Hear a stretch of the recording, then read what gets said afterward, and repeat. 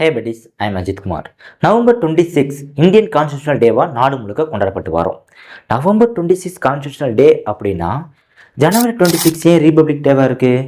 இதுக்கான முழு விளக்கமும் இந்த வீடியோவில் கிடைக்கின்ற ஒரு நம்பிக்கையோட வாங்க வீடியோக்குள்ளே போகலாம். உன் பையன் என்ன சாதிச்சான்னு கேட்டா நான் என்ன சொல்றது? ஒரு நாள் வரும் உன் பையன் என்ன சாதிச்சாங்கிறத ஊரே வந்து உங்ககிட்ட சொல்லும். ஃபர்ஸ்ட் ஆஃப் ஆல் நம்ம நாடு வந்து ஆகஸ்ட் 15, 1947 சுதந்திரம் கிடைக்குது. சுதந்திரம் கிடைக்கும் போது நமக்குன்னு எந்த ஒரு தனி கான்ஸ்டியூஷனுமே கிடையாது. அதுக்கு பின்னாடி ஆகஸ்ட் 29, 1947 டிராஃப்டிங் கமிட்டியாக உருவாக்குறாங்க. இந்த டிராஃப்டிங் கமிட்டியோட தலைவராக டாக்டர் B.R. அம்பேத்கர் இருக்கிறாங்க. அவர் தலைமையில் மொத்தம் 7 பேர் அதோடைய உறுப்பினர்களாக இருக்கிறாங்க. இந்த டிராஃப்டிங் கமிட்டி மூலயமா அரசியலமைப்பை உருவாக்குறாங்க. இறுதியாக நவம்பர் 26, 1949 இந்திய அரசியலமைப்பு சட்டத்தை முழுசாக எழுதி முடிச்சுட்டாங்க. இந்த நாளை தான் இந்தியன் கான்ஸ்டியூஷனல் டேவாக நம்ம நாடு முழுக்க கொண்டாடப்பட்டு வரோம்.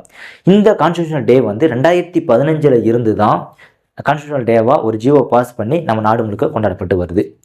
இந்த கான்ஸ்டியூஷனலை எழுதி முடிக்கிறதுக்கு 2 வருஷம் 11 மாதம் 18 நாள் ஆகிருக்கு. இந்த இடத்துல நீங்கள் ஒரு கொஸ்டின் கேட்கணும். 2 வருஷம் 11 மாதம் 18 நாள் அப்படின்னா டிசம்பர் 9, 1946 இந்தியன் கான்ஸ்டியூஷன் எழுத ஆரம்பிச்சிருக்கணும். ஆனால் டிராஃப்டிங் கமிட்டி உருவானதே ஆகஸ்ட் 29, 1947 தானே. எப்படி அந்த டே வருது அப்படின்னு கேட்டிங்க அப்படின்னா உங்களுக்கான விளக்கம் இதோ. டிசம்பர் 9, 1946 கான்ஸ்டியூஷனல் அசம்பிளி, அதாவது அரசியல் நிர்ணய சபை ராஜேந்திர பிரசாத் தலைமையில் உருவாகி அன்னையிலிருந்து கான்ஸ்டியூஷன் எழுத ஆரம்பிச்சிட்டாங்க. அதாவது சுதந்திரத்துக்கு முன்னாடியே கான்ஸ்டியூஷன் எழுத ஆரம்பிச்சிட்டாங்க. அதுக்கு பின்னாடி தான் டிராஃப்டிங் அனௌன்ஸ் பண்ணி நவம்பர் 26, 1949 கான்ஸ்டியூஷன் எழுதி முடிக்கிறாங்க. இந்த இடத்துல நீங்கள் ஒரு கொஸ்டின் கேட்கலாம். நவம்பர் 26, 1949 இந்தியன் கான்ஸ்டியூஷன் எழுதி முடிச்சாச்சு அப்படின்னா அன்னைக்கே என்ஃபோர்ஸ்மெண்ட் பண்ணி அன்னைக்கே ரிபப்ளிக் டேவாக கொண்டாடிருக்கலாமே.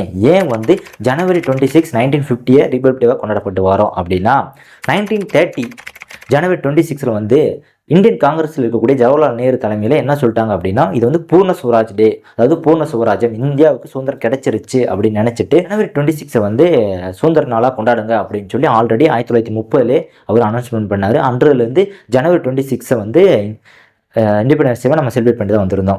இப்போ இந்தியன் கான்ஸ்டியூஷன் நவம்பர் 26 எழுதி முடிச்சாச்சு. ஆனால் ஆல்ரெடி நம்ம ஒரு சுதந்திரம் கிடைச்சாச்சுன்னு சொல்லி ஜனவரி 26 கொண்டாடப்பட்டு வந்திருக்கோம் இல்லையா.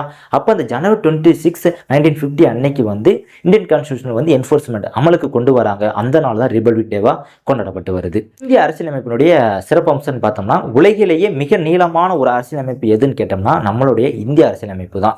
இந்திய அரசியலமைப்புன்றது நம்ம சொந்தமாக எழுதப்பட்டது கிடையாது. பல்வேறு நாடுகள்லேருந்து இருக்கக்கூடிய சிறப்பம்சங்கள், அடிப்படை உரிமைகள், அடிப்படை கடமைகள் அப்படின்னு சொல்லி பல்வேறு விதமான சிறப்பம்சங்களை நம்ம உள்ளடக்கியது தான் நம்மளுடைய இந்திய அரசியலமைப்பு. இதில் எனக்கு பர்சனலாக பிடிச்ச ஒரு விஷயம் என்ன அப்படின்னா ஆர்டிகல் 368. இது அமெண்ட்மெண்ட், அதாவது அம்பேத்கர் தலைமையிலுடைய டிராஃப்டிங் கமிட்டி என்ன சொல்கிறாங்க அப்படின்னா இப்போதைக்கு நாங்கள் எழுதியிருக்கோம், வருங்காலத்தில் உங்களுக்கு ஒரு அமெண்ட்மெண்ட் சட்ட திருத்தம் தேவைப்பட்டுச்சு அப்படின்னா பார்லிமெண்ட்டில் நீங்கள் அமெண்ட்மெண்ட் பண்ணிக்கலாம்னு சொல்லி அப்பயே ஒரு ஆர்டிகல் எழுதியிருக்கா இல்லையா. எனக்கு இது பர்சனலாக ரொம்ப பிடிச்சது இருக்குது. உங்களுக்கு என்ன பிடிக்குன்றதை கீழே இருக்க கமெண்ட்ஸில் கமெண்ட் பண்ணிடுங்க.